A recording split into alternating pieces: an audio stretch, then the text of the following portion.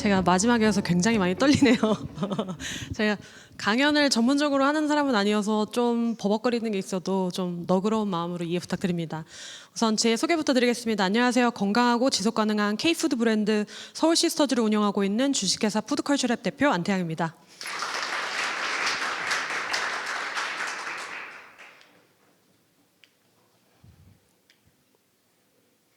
네, 저희 회사는 2019년에 설립을 했고요. 사실 되게 많은 우여곡절들이 있었습니다. 이제 많은 분들이 김치 시즈닝이라고 하면 그냥 김치를 가루로 만들면 되는 거 아니야? 뭐 이렇게 생각을 하시지만 실제로 김치 시즈닝은 약 3년 이상의 R&D 시간을 지나야 할 만큼 굉장히 오랜 시간이 걸렸고요. 김치 시즈닝이 세상에 나오고 나서 많은 분들이 나도 그런 생각했다. 나도 만들려고 했다 이런 말씀을 많이 하시지만 김치 시즈닝이 굉장히 많은 다양한 많은 곳에 좋은 영향을 끼칠 수 있었던 건 사실 저희가 김치 시즈닝을 만들면서 했던 고민들이 되게 많았습니다. 그 고민의 결과물이 김치 시즈닝이었던 거지 처음에 회사를 만들 때부터 김치 시즈닝을 만들어야겠다고 생각했던 건 아니었어요. 처음에 저희가 어디에 가야 할까 그리고 어디에서 무엇을 팔아야 할까 이런 고민들을 되게 많이 했는데요. 저는 약 10년간 필리핀에서 K푸드와 관련된 사업을 했습니다. 그래서 그 약 10년간의 시간을 지나오면서 K푸드라는 것이 도대체 뭘까? 그리고 K푸드라는 것이 과연 한국에서 생각하는 K푸드와 해외에서 생각하는 K푸드가 같을까? 외국 사람들이 K푸드를 먹는 이유는 뭘까? K푸드를 실제 사업으로 저희가 한국 밖에서 진행하면서 몸소 저희가 깨달았던 건 처음에 제가 2008년에 필리핀에 갔을 때만 해도 많은 지인들이나 혹은 룸메이트나 하우스 쉐어하는 같이 하는 친구들이 다 되는데 김치는 안 돼 라고 하거나 한국 음식 먹고 싶지 않아 라거나 한국 음식 너무 자극적이야 마늘 냄새가 강해 안 먹고 싶어 안 원해 이런 얘기들을 많이 했고요. 실제 저희가 관련돼서 바이어들을 만날 때도 일본 음식이나 중국 음식을 더 많이 선호하시다 보니까 저희는 어디 가서도 바이어 미팅을 할 때 K푸드가 뭔지부터 설명해야 되는 굉장히 어려운 진짜 고난이도의 바이어 미팅이 많았습니다. 근데 1년 지나가면서 몸으로 체험했던 게 처음에는 안 먹고 싶다고 하던 외국 지인들이 어디 가면 맛있는 걸 먹을 수 있어? 어떻게 하면 이 음식을 집에서 먹을 수 있어? 어디가 맛집이야? 어디를 가면 더 좋은 걸 먹을 수 있어? 나 한국 음식이 너무 좋아서 한국에 가보고 싶어. 혹은 실제로 저희가 해외 바이어들을 만나거나 뭐 푸드쇼에 참여를 하면 바이어들이 너무 많이 미팅 요청을 해서 바이어들을 잘라야 하는 순간들이 생기기 시작하는 게 최근 5, 6년 전부터 시작했던 것 같아요. 그만큼 K푸드가 굉장히 폭발적으로 성장을 하면서 저희도 K푸드와 관련된 사업을 해보고 싶다라는 생각은 계속 했었습니다. 다만 저희가 한국에서 있는 많은 뉴스나 이런 데서 미디어에서 접하는 것들이 대부분 불닭볶음면이나 비비고의 만두를 많이 이야기하시다 보니까 근데 그건 사실 스타트업과는 좀 다른 얘기거든요. 저희는 뭐 그 정도 1조의 매출을 만들 수 있는 기업도 아니고 스타트업은 사실 정말 아무것도 없는 데서 시작해서 두세 명이 모아서 정말 벼랑 끝까지 가는 게 스타트업이다 보니까 우리가 할 수 있는 게 뭘까? 대기업이 할 수 없는 게 뭘까? 그리고 우리만 할 수 있다면 다른 사람들이 이 씬에 뛰어들어도 우리만 할 수 있는 강점이 뭘까에 대한 고민을 정말 오랫동안 했던 것 같아요. 많은 분들이 이제 저희가 뭐 아마존에 진출했다 이런 얘기를 하시니까 나도 아마존 갈래요 이러면서 물건 가지고 오시는 분들이 생각보다 많으세요. 근데 이제 저희가 늘 말씀을 드린 게 뭐냐면 누구한테 팔고 싶으세요? 어디에 팔고 싶으세요? 이러면 저 전 세계 모든 사람들한테 사랑받고 싶어요 이렇게 말씀하시는데 사실 정말 10대, 20대 분들이 너무너무 좋아하시는 불닭볶음면을 저는 잘 못 먹어요. 그것처럼 하다못해 전 세계에서 그렇게 사랑을 받고 있던 불닭볶음면조차도 좋아하는 사람의 타깃이 굉장히 다르거든요. 그래서 이런 얘기를 할 때 어떤 얘기를 많이 말씀드리냐면 타깃이 누구세요? 그러면 30대 이렇게 말씀하시는데 그럼 그때부터 제가 질문을 어떻게 하냐면 서울에 사는 30대요? 아니면 지방에 사는 30대요? 서울에 자가를 가지고 있는 30대요? 아니면 서울에 월세와 전세를 살고 있는 30대요? 아니면 서울에 혼자 사는 30대요? 아니면 서울에 부모님과 같이 사는 30대요? 서울에 연봉 5천 이상 받는 30대요? 아니면 연봉 1억 이상 받는 30대요? 30대인데 서울에 사는데 자차가 있는 30대요? 없는 30대요? 아니면 5천만 원 이하의 국내산 차를 타시는 분이요? 아니면 5천만 원 이상의 외제차를 타시는 분이요? 이것만 해도 그 사람들이 가는 게 다 달라집니다. 많이들 30대라고 하면 다 똑같은 데 갈 거라고 생각하시지만 아이가 있느냐 없느냐, 전세이냐 아니냐, 월세를 사냐 안 사냐, 부모님과 같이 사냐 안 사냐, 혼자 사냐 안 사냐에 따라서도 내 생활 소비 습관과 생활 패턴이 굉장히 많이 다릅니다. 하다못해 테헤란노의 30대의 개발자 남성분이라고 해도 싱글의 월세를 사신다고 하면 자기의 월급의 40% 이상을 월세로 낸다는 얘기거든요. 근데 만약에 이걸 반대로 얘기하면 30대 남성분인데 개발자 출신의 자기의 집을 가지고 있다면 이 또한 식대에 쓰는 퍼센테이지가 달라집니다. 근데 실제로 김치 시즈닝은 국내에서 먼저 판매를 안 하고 아마존에서 먼저 판매를 했는데 나중에 저희가 한국에서 판매를 하게 됐던 이유가요. 되게 좀 아이러니한 스토리가 좀 있습니다. 저희가 처음에 이제 아마존에서 물건을 팔고 나서 한국에 팔지 않아야 되겠다고 생각했던 게 만나시는 분들마다 이걸 누가 사 먹냐, 이걸 뭐 계속 이러시는. 그래서 제가 걱정하지 마라, 한국에서 안 팔 거니까 그냥 걱정하지 마라 이렇게 말씀을 드렸는데 어느 날 그냥 심심해서 쿠팡에 김치 시즈닝이라고 쳤어요. 근데 저희 제품을 판매하고 있는데 한 제품당 10만 원에 판매하고 계시는 거예요. 그래서 이게 도대체 어떻게 된 거지 이랬더니 어떤 미국에 사시는 분이 미국까지 간 김치 시즈닝을 아마존에서 사서 다시 쿠팡에서 리셀을 하시더라고요. 그래서 저희가 이 정도면 되게 괜찮은 비즈니스인 것 같은데, 이래서 우리도 한번 팔아봐야 되겠다라고 하면서 이제 저희가 자사몰도 세팅하고 네이버나 이런 채널들을 오픈을 했는데요. 실제 채널을 오픈하고 나서 데이터를 열어보니까 되게 재밌는 일들이 있었습니다.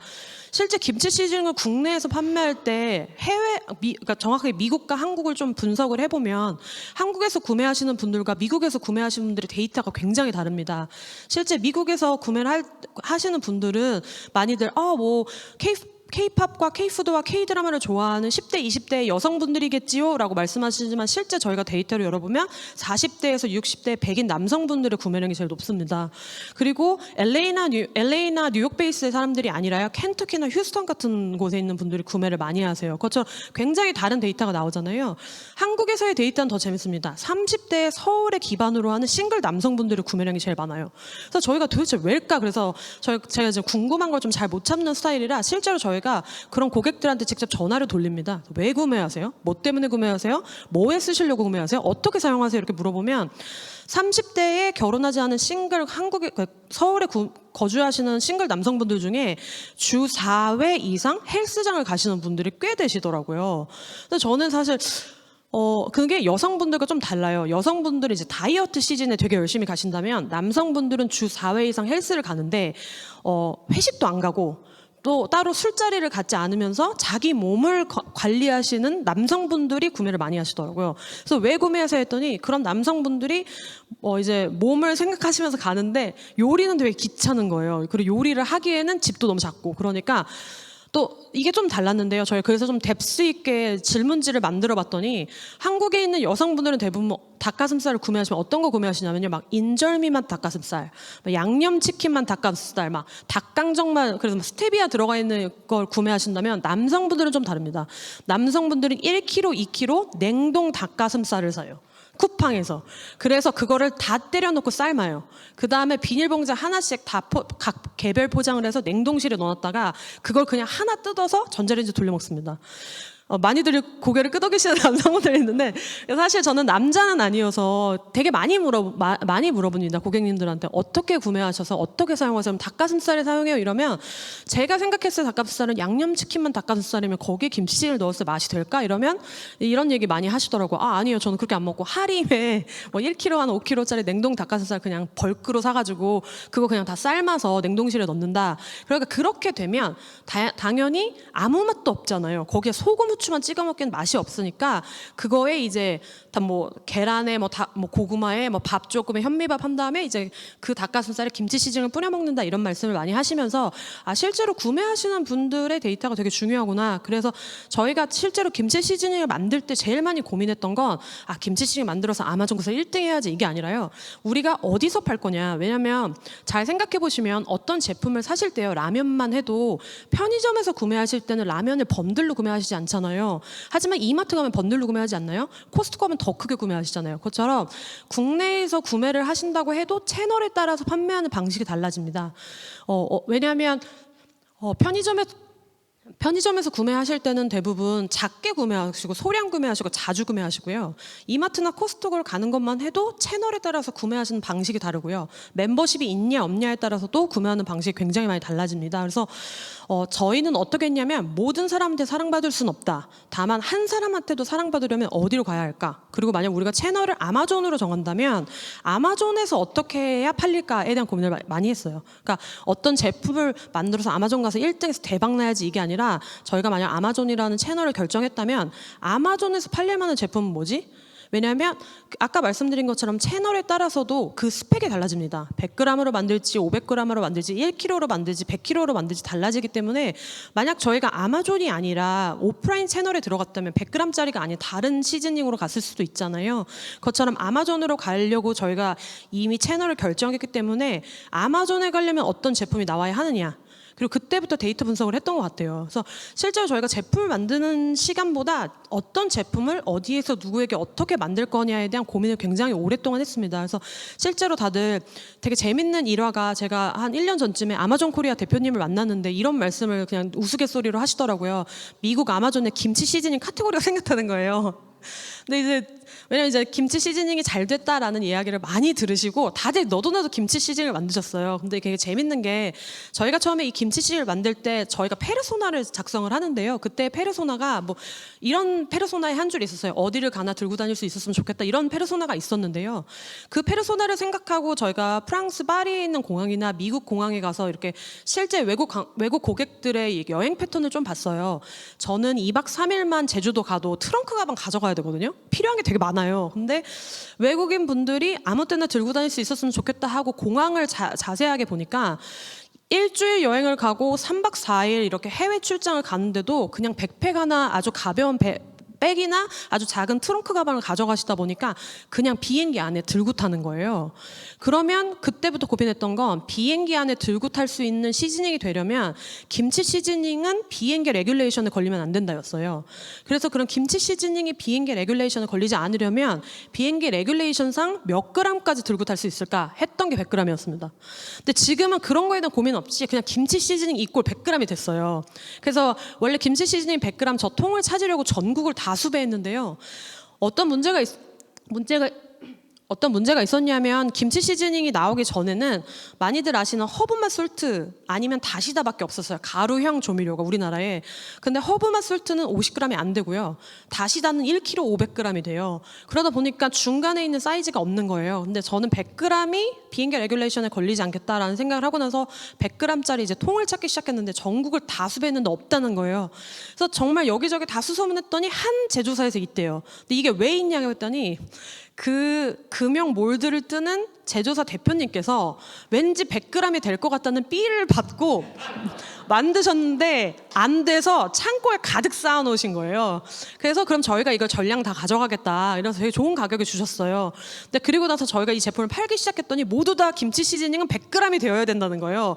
그래서 그 제조사 대표 한 1년 정도 지나고 나서 제조사 대표님이 전화가 왔어요. 도대체 너희 뭐 하는 회사냐? 그래서 왜요? 이랬더니 다들 그 100g을 들고 와서 다 그 100g 통을 찾는다는 거예요. 그래서 지금은 김치 시즈닝 쿠팡, 네이버, 하다못해 아마존까지 가도 다 100g이거든요. 근데 저희가 유사인 카피 제품과 오리지널 제품의 가장 큰 근간의 차이는요. 이게 왜 만들어졌는지에 대한 근본적인 고민을 한 사람과 안 한 사람의 차이라고 생각해요. 사람들은 왜 100g인지 모르고 만드니까 그냥 100g인가 보다 하고 만들지만 저희가 처음에 50g도 있고 200g도 있고 1kg도 있는데 100g 만들었던 건 비행기에도 탈 수 있다는 거에 대한 전제 조건으로 만들었던 거였어요. 그래서 그런 거에 대한 고민을 하는데 굉장히 오래 걸렸습니다. 실제로 저희가 이 제품 말고도 이제 뒷장에 나오는데 되게 다양한 제품들을 만들어요. 상온 제품도 있고 냉동 제품까지 있는데 제품을 만들 때 항상 고민하는 건 두 가지입니다. 첫째는 식품은 MOQ가 크기 때문에 저희가 예전에 팔도랑 라면을 만들 때 MOQ가 한 50만 개였어요. 근데 유통기한이 6개월이거든요. 근데 기름 쩐내가 나서 4개월 이후부터는 팔지도 못해요. 그러면 3개월 동안 50만 개를 판다는 거 굉장히 어려운 일이거든요. 그것처럼 식품은 MOQ가 굉장히 큽니다. 유통기한은 굉장히 짧고요. 그러니까 저희가 제품을 만들 때 제일 고민하는 건 첫째, 쓰레기를 만들지 않는다였어요. 이게 정말 세상에 나와야 하는 진짜 근본적인 이유를 저희가 충족하고 있는 제품인가에 대한 것과, 두 번째, 우리가 생각하는 이 제품이 진짜 어디 가서 어떻게 팔렸는지에 대해서 정말 제대로 정의하고 있는가. 그것이 아니라 그냥 이거 잘 된대 해서 만들면 진짜 많은 회사들이 그렇게 만들었다가 없어지는 케이스들을 되게 많이 봅니다. 왜냐하면 왜 만들어지는지도 모르고요. 어디 가서 팔지도 모르는데 그냥 만들었대요. 그리고 저희한테 찾아와요. 미국 아마존 가서 팔고 싶다고. 그럼 저희가 그때부터 물어보죠. 많이들 이제 식품을 하시면 식품은 각 나라별로 규정이 굉장히 다릅니다. 국내에서는 판매가 가능하지만 일본에선 불가능한 원료들이 있고요. 국내에선 가능하지만 미국 가는 건 불가능한 제품들이 되게 많아요. 특히 미국 같은 경우 뿐만 아니라 해외에 나갈 땐 소돼지 닭 베이스가 3차 원료까지 다 불가능합니다. 근데 지금 드시고 계신 대부분의 R&R 제품, HMR 제품, 그리고 뭐 소스들에는 대부분 3차 원료까지 뜯어보면 소고기 다시다가 들어간단 말이에요. 그럼 소고기 다시다는 이미 20년, 30년 이상 우리 입맛에 익숙해져 있는데 그 입맛을 빼고 단지 이게 수출이 가능하다고 해서 고객들이 사줄까요? 그러진 않겠죠. 그렇기 때문에 되게 많이 고민하셔야 돼요. 내가 어디다 팔 건지. 근데 많이들 가지고 오시면 그래서 3차 원료까지 다 스크리닝 하셨나요? 나 그건 잘 모르겠고 아마존 가서 팔고 싶다고 말씀하실 때 이 제품이 진짜로 얼마나 많은 고민을 하고 만드셨을까에 대한 생각을 많이 합니다. 그래서 그런 것들에 대한 고민을 되게 많이 하면서 제품을 만들어야만 그나마 망하지 않을 수 있는 것 같아요. 네. 왜냐하면 그렇게 고민하는 대기업의 식품 연구원분들이 수천 명이 되시기 때문에 그분들보다 더 잘날 수는 없겠지만 그래도 그분들 하는 고민만큼은 해야 스타트업이 만든 제품이 세상에 나왔을 때 고객들한테 인정받을 수 있는 것 같아요. 저희가 이제 제품을 만들면서 다양한 것들을 많이 했는데요. 제일 첫 번째는 꼭 이야기를 드리고 싶었어요. 저희가 CR 이노베이션에서 상을 수상할 때 이 이유가 조금 있었습니다. 많이들 이제 저희가 CR 이노베이션에서 상을 받고 너도 나도 다 CR을 가시는데 저희는 이 CR을 갔던 이유가 있었어요. 뭐였냐면 김치 시즈닝을 아마존에서 팔 거다라는 생각을 했는데 만약에 김치 시즈닝을 아마존에서 판다 했을 때 과연 사 먹을 것인가 였어요. 왜냐하면 국내에서 팔아도 대기업 제품을 식품이 선호할 수밖에 없는 이유는요. 내 몸의 건강과 생명이 직결되기 때문입니다. 화장품이야 여드름 나면 버리면 되는데요. 식품은 잘못 먹으면 죽을 수도 있어요. 그러다 보니 당연히 식품은 대기업 위주의 대기업 위주로 굴러갈 수밖에 없습니다. 그러면 하다못해 국내에서도 대기업 위주의 제품들을 선호하는데 하다못해 지구 반대편에 있는 미국 아마존에서 한 번도 본 적도 없는, 그리고 지구 반대편에 그것도 세상 처음 들어보는 브랜드의 제품을 과연 살 것이냐 했을 때 전 굉장히 불안할 거라고 생각했어요. 그러면 이런 불안함을 어떻게 해소시킬 것인가. 물론 저희가 돈이 정말 많았으면 되게 많은 회사들처럼 막 PR도 많이 하겠지만 사실 PR을 할 수 있는 그런 자본도 많지 않았고 어차피 한다면 딱 하나밖에 할 수 없는 상황이었어요. 그럼 어디다 어떻게 할 것이냐 했을 때 저희가 CR 이노베이션이라는 게 혁신사항이라는 게 존재하고 있었고요. CR 이노베이션이 인도 말고도 뭐 프랑스에서도 있고 중국에서도 있고 뭐 자카르타에서도 있지만 꼭 인도에서 받고 싶었어요. 그 이유는 시즈닝 전 세계에서 수입과 수출량이 가장 많은 나라가 인도입니다. 그럼 만약 그런 인도라는 나라에서 시즈닝으로 상을 만약 받는다면 이 회사는 잘 모르지만 그래도 이상한 회사는 아니겠구나라는 생각을 해서 꼭 인도 CR에서 도전해보고 싶었어요.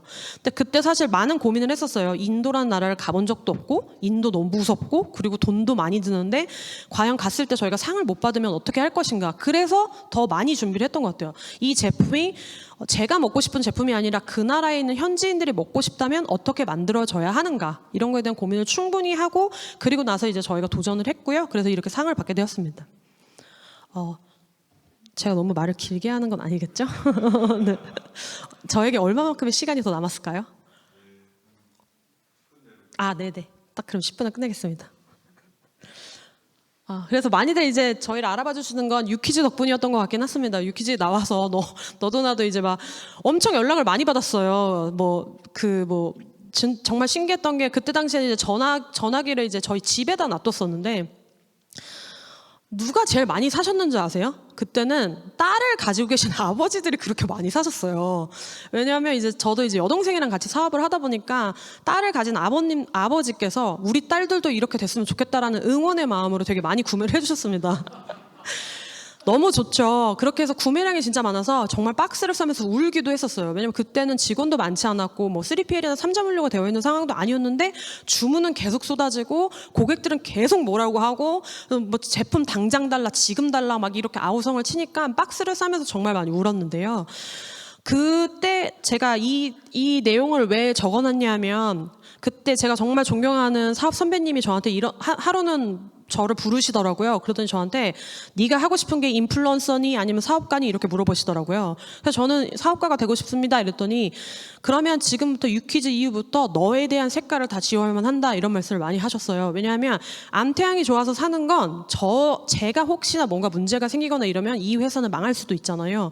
그리고 이 회사는 그런 브랜드로서의 가치나 성장을 할 수 없다는 생각이 들었어요.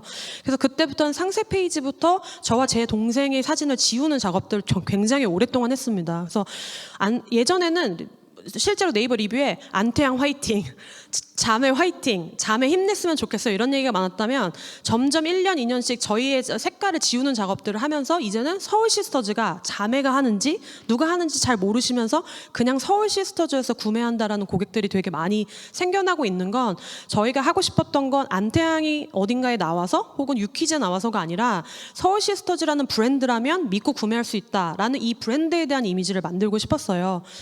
앞으로 이제 식품을 만들고 계시는 분들 중에 제일 많이 고민하셔야 되는 건 브랜드에 대한 작업인 것 같아요. 왜냐하면 브랜드가 없으면 이 회사는 첫째 제품은 잘 될지 모르겠지만 두 번째, 세 번째, 네 번째 제품이 계속 성공할 수 있다고 자신할 수 없어요. 그리고 브랜드가 잘 돼야 되는 이유는 식품은 특히나 유사 제품이 매일매일 쏟아지기 때문이에요.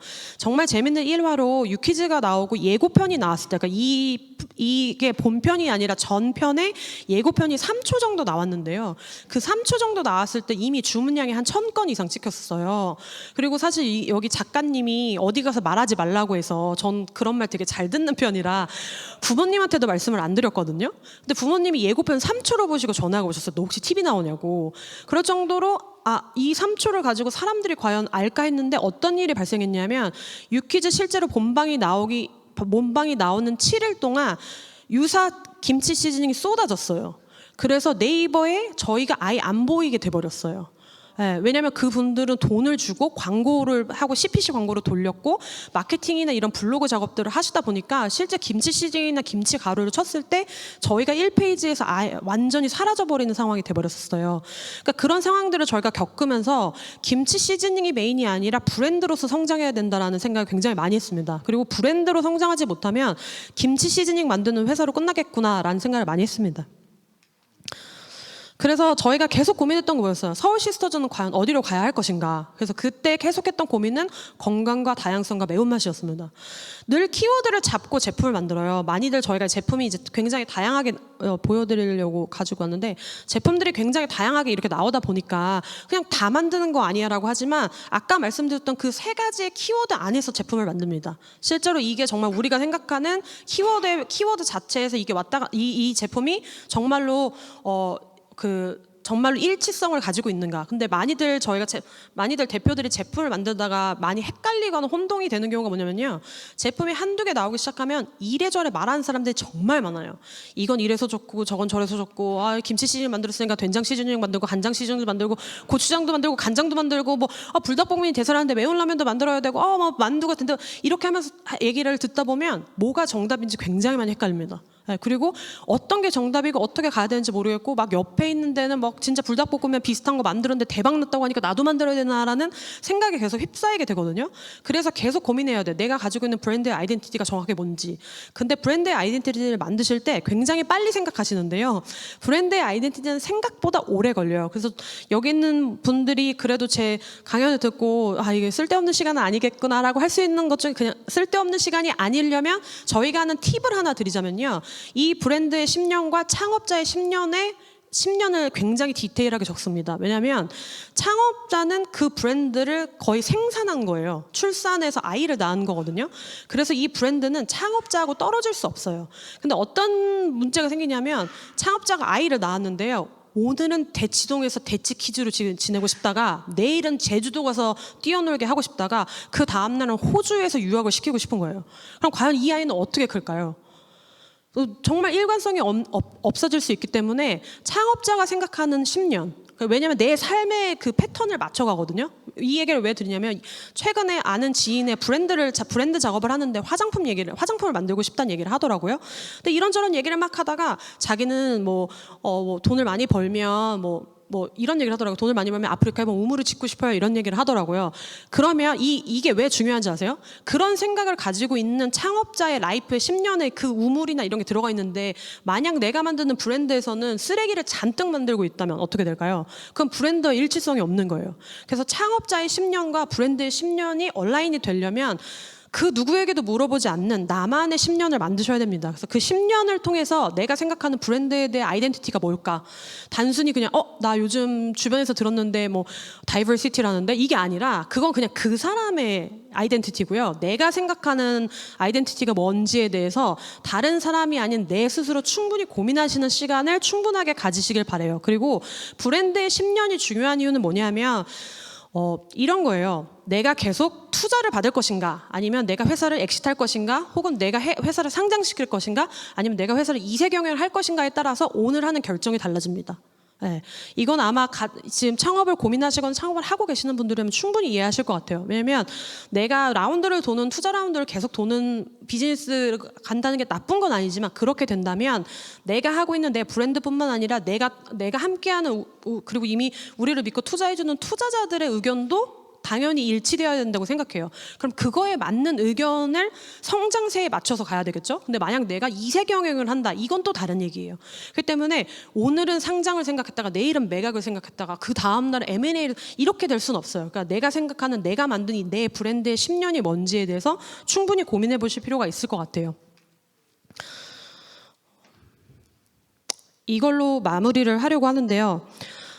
K푸드가 가야 되는 방향에 대해서 저는 이제 제 3세대의 K푸드가 왔다고 생각을 합니다. 1세대의 K푸드는 많이들 알고 계시는 고추장, 간장, 김이었다면 2세대의 K푸드는 저는 불닭볶음면이나 비비고 같은 제품이었다고 생각해요.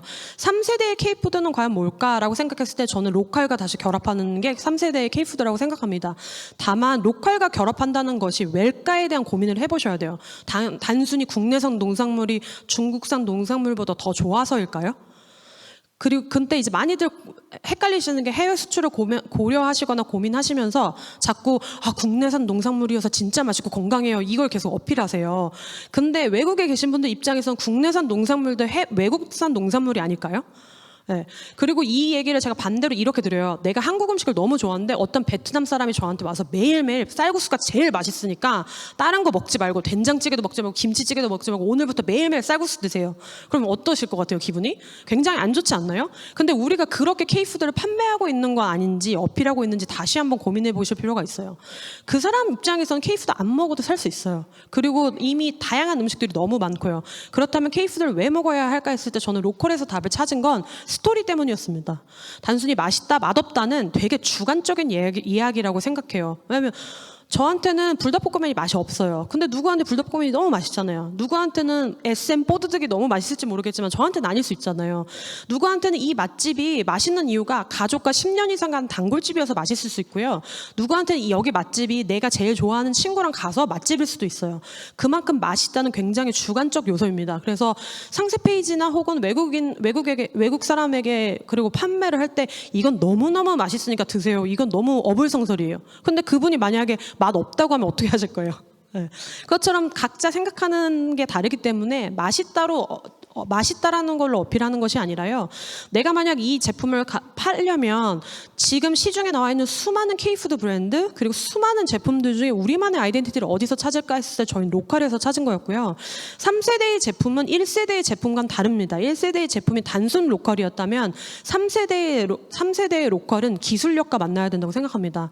저는 더 이상 식품이 단순히 그냥 맛있게 만들고 예쁘게 만드는 걸 넘어 기술력 없이는 불가능하다고 생각해요. 그래서 쌀도 하다못해 아까 문정원 교수님께 말씀해 주셨던 토마토도 이제 점점 식품은 기술력과 뗄래야 뗄 수 없어지기 시작합니다. 그럼 우리는 어떤 기술력을 가져갈 것인가? 그리고 그 기술력은 사실 솔직히 말씀드리면 더 큰 자본을 가진 대기업과 스타트업이 더 잘할 수 있겠죠? 그렇다면 거기에 우리만의 아이덴티티와 스토리를 어떻게 입힐 것인가에 대한 고민을 충분히 해주셔야 되고요. 그런 충분한 고민 끝에 서울시스터즈는 김치 시즈닝뿐만 아니라 캔김치도 1위를 할 수 있었습니다. 약 한 6개월 정도 걸렸는데요. 이렇게 이렇게 6개월 정도 걸리면서까지 이렇게 할 수 있었던 이유는 단순히 외국 사람들이 김치를 좋아하니까 캔으로 만들어야지 이게 아니었어요. 외국 사람들이 김치를 좋아하는데 이 김치를 어떤 식으로 소비하면 좋을까? 그리고 외국 사람들을 실제로 가보면 냉장고는 투도어는 없어요. 우리나라처럼 양문형 냉장고에 김치 냉장고 갖고 계신 분은 없어도 팬트리는 있거든요. 그럼 팬트리로 갈 수 있는 제품이면 좋겠다. 그리고 실제로 저희 제품을 소비하시는 분들이 아까 말씀드린 것처럼 샌프란이나 LA에 계시는 한인마트가 30분 거리 안에 있는 분들이 아니라면 대부분 에이시안마트가 2시간, 3시간 걸려서 가야 되는 분들 중에 케이스도 그리고 건강을 생각하시는 분들이 우리에게 기본적으로 핵심 타겟일 수 있겠다. 그러면 건강을 생각하는 이 핵심 타겟의 분들에게 어떻게 우리가 더 어필할 수 있을까 했던 게 MSG를 다 걷어내고 방부제를 다 걷어내고 국내산 원료를 쓰지만 국내산 원료 중에서도 저희가 단순히 그냥 국내산 배추예요, 국내산 소금이에요 이게 아니라 이게 앞으로 넘어가는지 모르겠네. 뒤로 넘어가나? 보시면 이렇게 정확하게 로컬에 대한 디테일을 작성합니다. 그래서 실제 이런 로컬에 대한 디테일을 고객들에게도 충분히 말씀드리고요. 실제로 미국 고객들이 이제 단순히 고추장이라는 단어를 넘어 퍼멘테이션뿐만 아니라 지역에 대한 이름도 굉장히 잘 이해하고 계세요. 그래서 이런 부분들을 충분히 어필했던 것이 저희 캔김치가 김치 시즌을 넘어 아마존에서도 또 다른 성과를 낼 수 있었던 일이라고 생각합니다. 사실 식품 스타트업 많이 응원드리고 싶은데 많이 어려워요. 사실 정말 경쟁자도 많고요. MOQ에 늘 치이고요. 유통기한은 짧아서 진짜 어쩔 때는 유통기한 때문에 못 해먹겠다라는 생각이 들 때도 많아요. 근데 그럼에도 불구하고 제가 계속 14년간 식품 스타트업이나 식품과 관련된 일을 하는 이유는 그만큼 굉장히 매력적인 산업이라고 생각합니다. 단순히 화장품처럼 예쁘게 만드는 게 아니라 그 고객의 행복을 책임지는 일이라고 생각하기 때문에 굉장히 큰 사명감을 갖고 일합니다. 그래서 여기 계시는 분들이 식품과 관련된 스타트업을 하면서 오늘 제가 했던 얘기가 조금이나마 도움이 됐으면 좋겠습니다. 감사합니다.